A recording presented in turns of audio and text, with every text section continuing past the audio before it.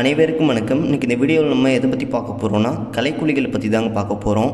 அதாவது வரப்புகளில் வாங்கி பயன்படுத்தக்கூடிய களைக்கொல்லிகள். நம்ம இப்போ பார்க்க போகிறது எல்லாமே நான் செலக்டிவ் ஹெர்பிசைடு. இது பயிர் இருக்கும்போது பயன்படுத்தக்கூடாது, பயிர் இல்லாதப்போ பயன்படுத்தக்கூடிய களைக்கொல்லிகள். இந்த களைக்கொல்லிகளை நம்ம எப்படி வாங்கி பயன்படுத்தலாம், ஒரு ஏக்கருக்கு எந்த அளவுக்கு நம்ம வாங்கி பயன்படுத்தணும், முக்கியமாக இது பயன்படுத்தும் போது ஈரம் இருக்கணுமா இருக்கக்கூடாதா, இது கூட நம்ம என்னென்ன கலந்து பயன்படுத்தலாம். ஏன்னா ஒவ்வொரு களைக்கொல்லிகள் நம்ம வாங்கி பயன்படுத்தும் போது அது கூட உப்பு இல்லாட்டி எலுமிச்சம்பழம் இல்லாட்டி சுமி மேட்ஸ் இதெல்லாம் கலந்து நம்ம வாங்கி பயன்படுத்துவோம். ஆனால் சில களைக்கொல்லிகள் நம்ம எதுவுமே கலக்காமல் தான் பயன்படுத்தணும். இது ஏதோ ஒரு ஃபார்மர் எங்கேயோ ஒரு டைம் பயன்படுத்திட்டு அது ரிசல்ட் இருக்குது அப்படிங்கிறதுனால அதே நம்ம மாற்றி பல ஃபார்மர் பயன்படுத்திக்கிட்டு இருக்காங்க. அதாவது களைக்கொல்லியை தப்பாக பயன்படுத்துகிறாங்க. இதனால் என்ன ஆகுதுன்னு பார்க்கும்போது பயிர் அதிகமாக பாதிப்படையுது. சரி, அதை பற்றி தான் ஒரு அண்ணன் நம்மள்ட்ட கேட்டிருந்தாங்க, களைக்கொல்லிகளை பற்றி ஒரு வீடியோ தனியாக போடு தம்பி அப்படின்னு கேட்டிருந்தாங்க. அதனால தான் இந்த வீடியோ மேக் பண்ணி போடுறேன். இதில் நம்ம ஃபஸ்ட்டு பார்க்க போது கிளைபோசைட் 41%ங்க. உங்கள் எல்லாத்துக்குமே நல்லாவே தெரியும், ரவுண்டப்னு தெரியும், இல்லாட்டி கிளைசல்னு சொல்லலாம், உங்களுக்கு நல்லாவே தெரியும். அந்த ரவுண்டப் கிளைசலில் இருக்கக்கூடிய கெமிக்கல் கிளைபோசைட் 41%ங்க எஸ்எல் ஃபார்மேட்டில் வரும், அதாவது சால்ஃபுல் லிக்விட் ஃபார்மேட்டில் வரும். இந்த களைக்கொல்லி ஒரு நான் செலக்டிவ் ஹெர்பிசைடு. இது பயிர் இருக்கும்போது பயன்படுத்தவே கூடாது, பயிர் இல்லாத பட்சத்தில் மட்டும்தான் நம்ம பயன்படுத்தணும். தப்பித்தவே நம்ம பயிர் மேலே இந்த களைக்கொல்லி பட்டுருச்சுன்னா பயிர் கண்டிப்பாக இறந்துடும். ஏன்னா இது நான் செலக்டிவ்ங்கிறதுனால இந்த களைக்கொல்லி எந்தெந்த பயிர் இல்லாட்டி புல் இல்லாட்டி பூண்டு எது மேலாம் படுதோ அது இதெல்லாம் கண்டிப்பாக இறந்துடுங்க. அது நம்ம எது மீண்டும் ஏதாச்சும் டானிக் கொடுத்தா கூட பயிர் வராது. இது பட்டுச்சுன்னா பயிர் இறந்துடும். அவ்வளோதான், அதை நம்ம முடிச்சிட வேண்டியது தான். இது நம்ம பயன்படுத்தும் போது எப்படி இருக்குன்னு பார்க்கும்போது கீழே ஈரம் இருக்கணுங்க. எந்த அளவுக்கு ஈரம் இருக்கோ அந்த அளவுக்கு இந்த களைக்கொல்லி நல்லா வேலை செய்யும். நீங்கள் ஈரம் இல்லாதப்போ பயன்படுத்துனீங்கன்னா ஃபார்மர் என்ன சொல்லுவாங்க, களைக்கொல்லி அடிச்சும் பெருசாக காயில் தம்பி அப்படிம்பாங்க. அதுக்கு மெயினான ரீசன் இந்த கிளைபோசைட் 41% ஈரம் எந்த அளவுக்கு இருக்கோ அந்த அளவுக்கு நல்லா காயும். ஏன்னா இந்த கிளைபோசைட் 41% மண்ணுக்கு கீழே இருக்க வேறு கொண்டு போயிட்டு பாதிப்படைங்க. நம்ம மருந்து அடிப்போம், அந்த மருந்து அப்படியே சன்னமாக கீழே இறங்கிட்டே இருக்கும். நீங்கள் ரவுண்டப்லாம் பயன்படுத்தினே தெரியும், அது காயறதுக்கு ஒரு வாரத்துக்கு மேலே ஆகும். சன்னமாக தான் அப்படியே காஞ்சிக்கிட்டு இருக்கும். அதாவது அந்த ஃபஸ்ட்டு அது ஒளிச்சேர்க்கை பண்ணுறது அந்த தாவரத்தை ஃபஸ்ட்டு பாதிப்படைய செஞ்சிடும். அதனால் அந்த பயிருக்கு சத்துக்கள் எதுவும் கிடைக்காம அப்படியே வாட தொடங்கும். அது வாடி களைகள் ஃபுல்லாகவே இறந்துடும். அதனால தான் அந்த களைக்கொல்லி நம்ம பயன்படுத்தும் போது ஈரம் இருக்கணும் அப்படிம்பாங்க. ஈரம் இல்லாதப்போ இந்த களைக்கொல்லி பயன்படுத்துறது கொஞ்சம் குறைச்சிக்கிறது நல்லது. ஏன்னா நம்ம விவசாயிகள் எப்போதும் கேட்குறது என்னென்னு பார்க்கும்போது ரவுண்டப் கொடுங்க இல்லாட்டி கிளைசல் கொடுங்க அப்படின்னு கேட்டு தான் அவங்க பயன்படுத்துகிறாங்க. ஆனால் இந்த ரவுண்டப் கிளைசல் அப்படின்னு பார்க்கும்போது இதோட ரேட் வாய்ஸ் ரொம்ப அதிகமாக வந்துட்டுருக்குங்க. இதே கிளைபோசைட் 41% வெவ்வேறு கம்பெனியில் வருது, ரேட் வாய்ஸ் ரொம்ப கம்மியாக வருது. நீங்கள் பயன்படுத்தினா கூட உங்களுக்கு நல்ல ரிசல்ட் கொடுக்கும். ஏன்னா கம்பெனி மட்டும் தாங்க வேறு, இருக்கிற கெமிக்கல் எல்லாமே ஒன்று தான். அதெல்லாம் நீங்கள் வேறு கம்பெனி கெமிக்கல் நீங்கள் வாங்கி பயன்படுத்தினாலும் பிரச்சனை இல்லை, ரேட் வாய்ஸ் உங்களுக்கு ரொம்ப கம்மியாக வரும். அதே மாதிரி இந்த கிளைபோசைட் 41% களைக்கொல்லி நீங்கள் வாங்கி பயன்படுத்தும் போது, அதாவது புல் பூண்டுலாம் கொஞ்சம் அதிகமாக இருந்துச்சுன்னா, கம்மியாக இருந்துச்சுன்னா நீங்கள் வேறு எதுவும் நீங்கள் கலக்க தேவையில்ல. ரொம்ப அதிகமாக இருந்துச்சுன்னா நீங்கள் யூரியா சேர்த்துக்கலாம், இல்லாட்டி அம்மோனியம் சல்ஃபேட் சேர்த்துக்கலாம், இல்லாட்டி கல்லுப்பு இருந்துச்சுன்னா கல்லுப்பும் சேர்த்துக்கலாம், இல்லாட்டி எலுமிச்சம்பழம் ஏதாச்சும் ஒன்று. இப்போ சொன்ன இந்த 4த்தில் ஏதாச்சும் ஒன்று சேர்த்துக்கலாங்க. நீங்கள் யூரியாலாம் சேர்த்துக்கிற மாதிரி இருந்துச்சுன்னா நம்ம 10 லிட்டர் தண்ணிக்கு 100 ml இந்த கிளைபோசைட் 41% களைக்கொல்லி நம்ம ஊற்றுவோம். அது கூட ஒரு டேங்க் யூரியா நம்ம எவ்வளோ சேர்க்கலாம்னு பார்க்கும்போது 200 கிராம் போதுங்க. யூரியா இருந்தாலும் சரி இல்லை அம்மோனியம் சல்ஃபேட்டாக இருந்தாலும் 200 கிராம் போதும், அதுக்கு மேலே நீங்கள் சேர்க்க தேவையில்ல. அது சேர்த்து நீங்கள் பயன்படுத்தும் போதே புல் பூண்டு எதாக இருந்தாலும் நல்லாவே காஞ்சிரும். நம்ம இந்த மருந்து கூட இந்த யூரியா இல்லாட்டி அம்மோனியம் சல்ஃபேட் எதுக்கு நம்ம கலந்து பயன்படுத்த சொல்கிறோன்னா, அப்படி பயன்படுத்தும் போது களைகள் ரொம்ப பெருசாக இருக்குங்க. இந்த யூரியா இந்த அம்மோனியம் சல்ஃபேட்லாம் பயன்படுத்தும் போது அதுலேருந்து வரக்கூடிய சத்துக்களை பயிர் எந்தளவுக்கு உறிஞ்சி எடுத்துக்கணும்னு நினைக்குதோ அதே மாதிரி களைகள் அந்த சத்துக்களை சீக்கிரம் உறிஞ்சி எடுக்கணும்னு நினைக்குங்க. அதனால் என்ன ஆகுதுன்னு பார்க்கும்போது இந்த யூரியா கூட களைக்கொல்லியுமே அந்த பயிரை போய்ட்டு சீக்கிரமாக அப்சர்வ் பண்ணிக்கும். அதாவது சீக்கிரமாக களைகள் சாகிறதுக்கு இந்த களைக்கொல்லி ரொம்ப யூஸ்ஃபுல்லாக இருக்குங்க. அதாவது யூரியா இல்லாட்டி அம்மோனியம் சல்ஃபேட் இல்லாட்டி கல்லுப்பு இல்லாட்டி எலுமிச்சம்பழம் இதெல்லாம் சேர்த்து பயன்படுத்தும் போது நல்ல ரிசல்ட் கொடுக்கும். இதெல்லாம் எல்லாத்தையுமே நம்ம வேறு ஏதாவது வாங்கி பயன்படுத்தலாமா அப்படிங்கிற பட்சத்தில் பெருசாக அதிக விவசாயிகள் சுமி மேட்ஸ் வாங்கி பயன்படுத்திக்கிட்டு இருக்கீங்க. சுமி மேட்ஸ் வாங்கி பயன்படுத்தலாம். ஏன்னா அதோட ரேட் ரொம்ப அதிகமாக வருதுங்க. அதனால தான் சுமி மேட்ஸ் பற்றி நான் பேசுகிறது கிடையாது. நீங்கள் பயன்படுத்துகிற மாதிரி இருந்தால் யூரியா வாங்கி பயன்படுத்துங்க, ரேட் வாய்ஸ் ரொம்ப கம்மியாக வரும். இல்லாட்டி அம்மோனியம் சல்ஃபேட் வாங்கி பயன்படுத்துங்க, ரேட் வாய்ஸ் ரொம்ப கம்மி. நீங்கள் இது பயன்படுத்தினாலே உங்களுக்கு நல்ல ரிசல்ட் கொடுக்கும்.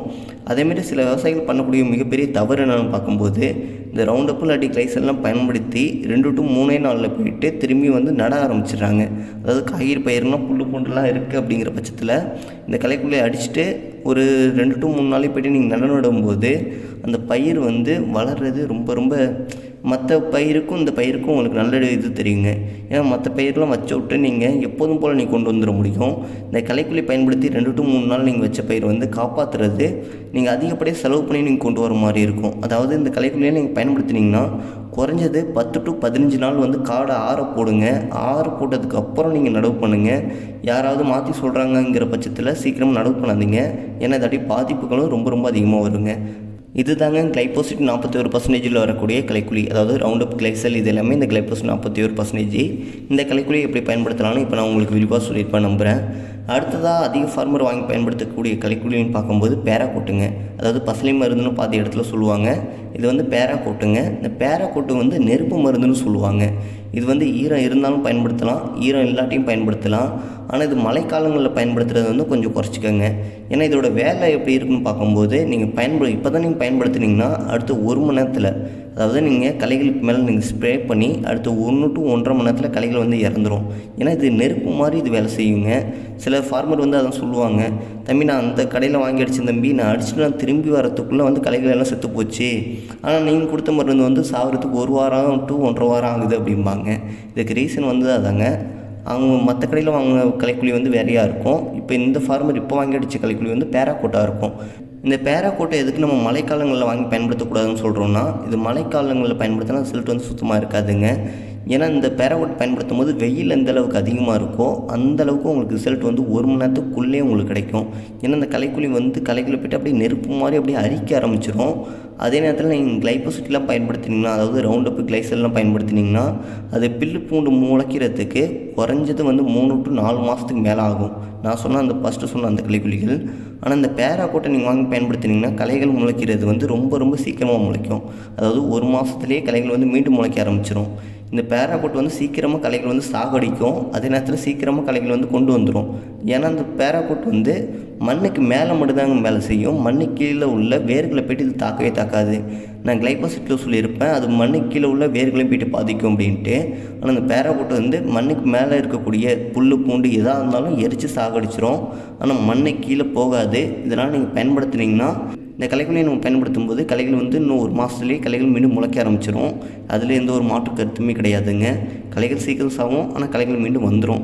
இது வந்து நம்ம எப்படி நம்ம பயன்படுத்தலாம்னு பார்க்கும்போது 10 லிட்டர் தண்ணிக்கு நம்ம 100 ml வரைக்கும் இந்த களைக்கொல்லியை வாங்கி பயன்படுத்தலாங்க. இது வந்து சீக்கிரமாக களைகள் சாகணும் அப்படிங்கிற பட்சத்தில் இந்த களைக்கொல்லியை வாங்கி பயன்படுத்துங்க. ரொம்ப ரொம்ப நல்ல களைக்கொல்லி. அடுத்ததாக நம்ம பார்க்க போகிற களைக்கொல்லி வந்து 240ங்க. இந்த களைக்கொல்லியில் தான் பெரும்பான்மையான விவசாயிகள் ரொம்ப ரொம்ப பெரிய தவறுகள் பண்ணிக்கிட்டு இருக்காங்க.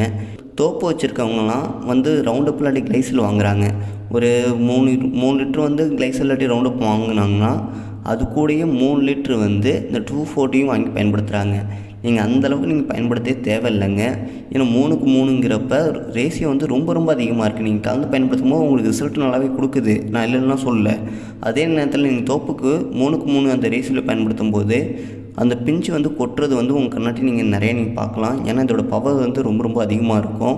நம்ம தோப்பில் வந்து பில்லு புண்ணுலாம் ரொம்ப அதிகமாக இருக்கிற பட்சத்தில், அதுவும் இந்த கோயம்புத்தூர் புண்ணுலாம் அதிகமாக இருக்கிற பட்சத்தில் இந்த 240 பயன்படுத்துகிறது நல்லது தான். அப்படி நீங்கள் பயன்படுத்துகிற மாதிரி இருந்துச்சுன்னா ரவுண்டப் எப்போதும் போல் 80 to 100 மில்லி வாங்கி பயன்படுத்துங்க. அது கூட இந்த 240 வந்து 25 ml போதும். 25 mlக்கு மேலே போகாதீங்க. அதுக்கு மேலே போகாதீங்க. நான் எப்போதும் நான் உங்கள்கிட்ட சொல்கிறது தான், நம்ம ஒரு பூச்சிக்கு நம்ம மருந்து அடித்தாலுமே அது வந்து வீரியம் அடைஞ்சிக்கிட்டே இருக்குது. நம்ம ஃபஸ்ட் டைம் அடிக்கும்போது நல்லா கண்ட்ரோல் ஆகுது, அதுக்கப்புறம் அது கண்ட்ரோலே ஆக மாட்டேங்குது அப்படின்னு நம்ம சொல்லியிருக்கோம். அதேமாதிரி இந்த களைக்கொல்லியிலையுமே நீங்கள் வந்து ரொம்ப ஹெவியாக கொடுக்குறேன், ஏன்னா களைகள் ரொம்ப அதிகமாக இருக்குது, எனக்கு சீக்கிரம் சாகணும் அப்படிங்கிற பட்சத்தில் நான் இதேமாதிரி டோஸ் தான் கொடுக்க போகிறேன் அப்படின்னு நீங்கள் இது பண்ணிகிட்டு இருந்தீங்கன்னா இதாட்டியும் உங்கள் தென்னை மரத்தில் வந்து காய் பிஞ்சுகளும் உதிர்றது ரொம்ப அதிகமாக இருக்கும். அதே நேரத்தில் புதுசாக களைகள் முளைச்சாலுமே நீங்கள் எவ்வளோ தான் நீங்கள் மருந்து இப்போ போடுற இந்த கிளைசல்லாம் வந்து 100 to 150 mlக்கு போயிடுவீங்க.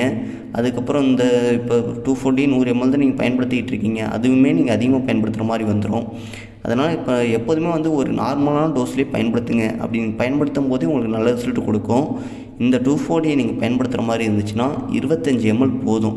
அதாவது கிளைபோசிட் களைக்கொல்லியோட நீங்கள் கலந்து பயன்படுத்தும் போது 25 ml போதும். அதுவே உங்களுக்கு நல்ல கண்ட்ரோல் கொடுக்கும்.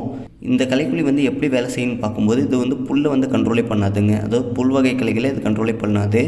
ஒன்லி இது வந்து அகன்ற இலை களைகளை மட்டும்தான் கண்ட்ரோல் பண்ணும். அதாவது பூண்டை மட்டும்தான் கண்ட்ரோல் பண்ணும். பில்லை வந்து எந்த விதத்துலையும் பாதிக்காது. இந்த களைக்கொல்லியும் வாங்கி பயன்படுத்துகிறாங்க. மார்க்கெட்டில் இதுக்கு நல்ல வரவேற்பு இருக்குது. அதே நேரத்தில் இது ஒரு நல்ல களைக்கொல்லி. இதை பயன்படுத்தும் போது பார்த்து பயன்படுத்துங்க, அவ்வளோதான் சொல்கிறேன். அடுத்தது மார்க்கெட்லேயே அதிகமாக சேல் ஆகக்கூடிய ஒரு களைக்கொல்லி, அதாவது இப்போ கரண்ட் சிச்சுவேஷனில் அதிகமாக வந்து சேல் ஆகக்கூடிய ஒரு களைக்கொல்லின்னு பார்க்கும்போது ஒன்று ஃபெரியோன்னு சொல்லுவாங்க, அடி ஸ்வீப் பவர்னு சொல்லுவாங்க. இதோட கெமிக்கல் நேம் என்னென்னு பார்க்கும்போது குளுக்கோன்சேட் ஆஃப் அமோனியம் 13.5ங்க எஸ்எல் ஃபார்மேட்டில் வரும், அதாவது சாலிஃபுல் லிக்விட் ஃபார்மேட்டில் தான் வரும். இந்த களைக்கொல்லி தான் பல ஃபார்மர் வந்து இப்போ கேட்டு வாங்கி பயன்படுத்திக்கிட்டு இருக்காங்க. இந்த களைக்கொல்லி வந்து எப்போதும் போல தாங்க களைகள் முளைத்த பின் பயன்படுத்தக்கூடிய களைக்கொல்லி. அதே மாதிரி இது ஒரு நான் செலக்டிவ் ஹெர்பிசைடு. இந்த களைக்கொல்லி நீங்கள் பயன்படுத்தும் போது பயிர்கள் இல்லாத போது தான் அது பயன்படுத்தணும். வாழைக்காட்டுக்குள்ளே மட்டும் பயன்படுத்திக்கிட்டு இருக்காங்க. அப்படி பயன்படுத்தும் போது நல்ல ரிசல்ட் கொடுக்குது அப்படிங்கிறாங்க.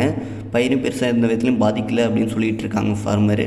ஆனால் நீங்கள் இந்த களைக்கொல்லியை பயன்படுத்தும் போது பயிர் இல்லாத போது பயன்படுத்துங்க, அப்போ தான் உங்களுக்கு நல்ல ரிசல்ட் கொடுக்கும். இந்த களைக்கொல்லியுமே ரவுண்டப் கிளைசல் அதே மாதிரி தாங்க. இதுவுமே 10 லிட்டர் தண்ணிக்கு நம்ம எவ்வளோ வாங்கி பயன்படுத்தலாம் பார்க்கும்போது 100 ml பயன்படுத்தினா போதுங்க, உங்களுக்கு நல்ல ரிசல்ட் கொடுக்குது. நான் ரவுண்டப் கிளைசல்லாம் பயன்படுத்தும் போது அது கூட வந்து மற்ற ஏதாவது ஒரு இது கலந்து பயன்படுத்த சொல்லியிருப்பேன். அதாவது யூரியா இல்லாட்டி வந்து அமோனியம் சல்ஃபேட் இல்லாட்டி உப்பு இல்லாட்டி எலுமிச்சம்பழம் இதுமாரி கலந்து பயன்படுத்த சொன்னேன். ஆனால் இந்த களைக்கொல்லியில் மட்டும் நம்ம எதுவுமே கலக்கவே தேவையில்லைங்க. இந்த களைக்கொல்லி தனியாக தான் பயன்படுத்தணும் அப்படின்னு சொல்லியிருக்காங்க. தனியாக பயன்படுத்தும் போதே நல்ல ரிசல்ட் கொடுக்குதுங்க. நீங்கள் ஒரு டைம் வாங்கி பயன்படுத்துனீங்க, கண்டிப்பாக நீங்கள் இதே தான் கேட்டு வாங்கி பயன்படுத்துவீங்க. அதே மாதிரி நீங்கள் மார்க்கெட்டில் போய்ட்டு எனக்கு ஃபெரியோ தான் வேணும், ஸ்வீப் பவர் தான் வேணும் அப்படின்னு கேட்காதீங்க. ஏன்னா ஃபெரியோ ஸ்வீப் பவர் வந்து பிராண்டுங்க. அதே பிராண்டில் வந்து அன்பிராண்டில் நிறையா வந்துக்கிட்டு இருக்குது. ஏன்னா இந்த பிராண்டுங்கிறதுனால இதோட ரேட்டுன்னு பார்க்கும்போது ரொம்ப ஹையாக போய்ட்டுருக்குங்க. 580 590 கிட்ட விற்கிறாங்க லிட்ரு. இதே வந்து நீங்கள் அதர் பிராண்டில் வாங்கும்போது ரேட் வைஸ் ரொம்ப கம்மியாக வரும். எனக்கு தெரிஞ்சு 520 500 அந்த ரேட்டுக்கே கிடைக்கிது. நீங்கள் அந்த ரேட்டுக்கு வாங்கி பயன்படுத்துங்க. ஏன்னா கெமிக்கல் ஒன்று தாங்க, கம்பெனி மட்டும்தான் வேறு. உங்களுக்கு ரிசல்ட் இருந்தாலும் நமக்கு போதும். நம்ம கம்பெனியை வச்சு நம்ம எதுவும் பண்ண போகிறதில்ல. அதனால் எனக்கு தெரிஞ்ச வரைக்கும் விலை குறைவாக இருந்தாலே வாங்கி பயன்படுத்துங்க, உங்களுக்கு நல்ல ரிசல்ட் கொடுக்கும். அதே மாதிரி மற்ற களைக்கொல்லிகள் எல்லாமே மண்ணை பாதிக்கும் அப்படின்னு ஒரு தேரி இருக்குங்க. ஆனால் இந்த களைக்கொல்லி மட்டும் மண்ணை எந்த விதத்துலையும் பாதிக்காது அப்படின்னு அவங்க நல்லா தெளிவாக சொல்லியிருக்காங்க. ஆனால் நம்பிக்கையாக நம்ம வாங்கி பயன்படுத்தலாம். எனக்கு தெரிஞ்ச வரைக்கும் மார்க்கெட்டில் அதிகமாக சேல் ஆகக்கூடிய களைக்கொல்லின்னு பார்க்கும்போது இப்போ நான் சொன்ன இந்த 4 வகையான களைக்கொல்லி தாங்க. அதாவது ரவுண்டப் கிளைசல் இது ஒரு வகையான களைக்கொல்லி. அடுத்தது பேராகோட்டு, அதை பற்றி நம்ம பேசியிருக்கோம், அதாவது நெருப்பு களைக்கொல்லி. அடுத்ததாக வந்து நம்ம 240 பேசியிருக்கோங்க. 240 தான் வந்து அதிகமாக இப்போ நம்ம பேசியிருக்கோம். அது வந்து புல் வந்து சாகாது, ஒன்லி பூண்டு மட்டும் சாகக்கூடிய களைக்கொல்லிங்க. அடுத்தது இப்போ நம்ம லாஸ்ட்டாக பேசினது இந்த ஃபெரியோ இல்லாட்டி ஸ்வீப் பவர்னு சொல்லக்கூடிய இந்த களைக்கொல்லிகள். இந்த களைக்கொல்லிகள் தான் மார்க்கெட்டில் இப்போ அதிகமாக வாங்கி பயன்படுத்திக்கிட்டு இருக்காங்க. அதை நீங்கள் எப்படி பயன்படுத்தலாம், எந்தளவுக்கு பயன்படுத்தலாம், அதை பற்றி உங்களுக்கு நான் விரிவாக விளக்கியிருப்பேன் நம்புகிறேன். இந்த வீடியோவில் உங்களுக்கு வேறு ஏதாவது சந்தேகங்கள் இருந்தாலும் கமெண்ட் பாக்ஸில் கமெண்ட் பண்ணுங்கள். இந்த வீடியோ பிடிச்சிருந்துச்சுன்னா லைக் பண்ணுங்கள், ஷேர் பண்ணுங்கள், கமெண்ட் பாக்ஸில் கமெண்ட் பண்ணுங்கள். இந்த வீடியோ வேறு யாருக்காவது யூஸ்ஃபுல்லாக இருக்குன்னா அவங்களுக்கு இந்த வீடியோ வந்து ஷேர் பண்ணி விட்ருங்க. இது போன்ற யூஸ்ஃபுல்லான வீடியோ பார்க்க நம்ம எல்கேஜி விவசாய யூடியூப் சேனல் ஃபாலோ பண்ணாதவங்க ஃபாலோ பண்ணிக்கோங்க. நன்றி, வணக்கம்.